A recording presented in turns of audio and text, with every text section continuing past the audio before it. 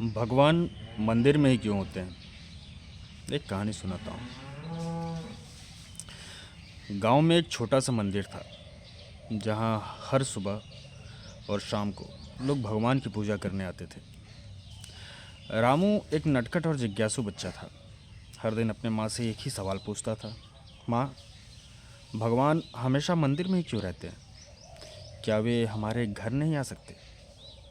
रामू की माँ मुस्कुराती और बोलती है, भगवान तो हर जगह होते हैं बेटा, लेकिन मंदिर में उनकी मूर्ति होती है जिसे हमें ध्यान और भक्ति करने में मदद मिलती है। पर रामू इस जवाब से संतुष्ट नहीं था। एक दिन वह गांव के बुजुर्ग पंडित जी के पास गया और वही सेम सवाल पूछा।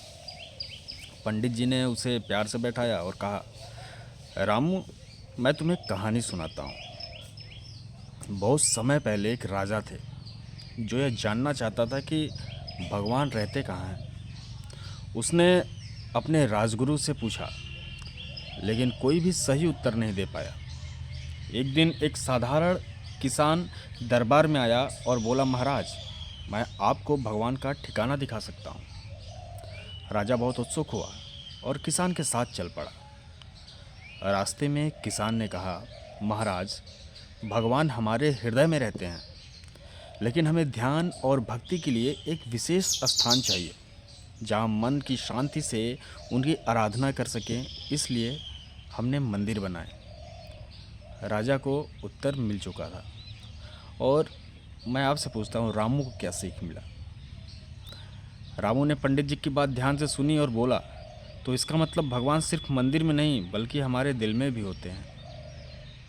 पंडित जी ने मुस्कुराते हुए कहा, बिल्कुल, लेकिन हमें यह याद दिलाने के लिए होते हैं कि हमें अपने हृदय के मंदिर को भी पवित्र रखना चाहिए।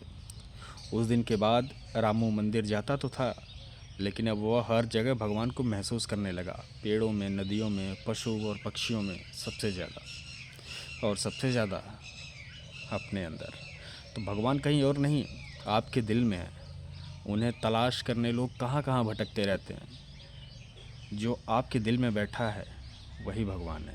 पहले उसे महसूस करिए, फिर आपको हर जगह भगवान नज़र आएंगे, किसी एक जगह नहीं। वो कण कण में विद्यमान है।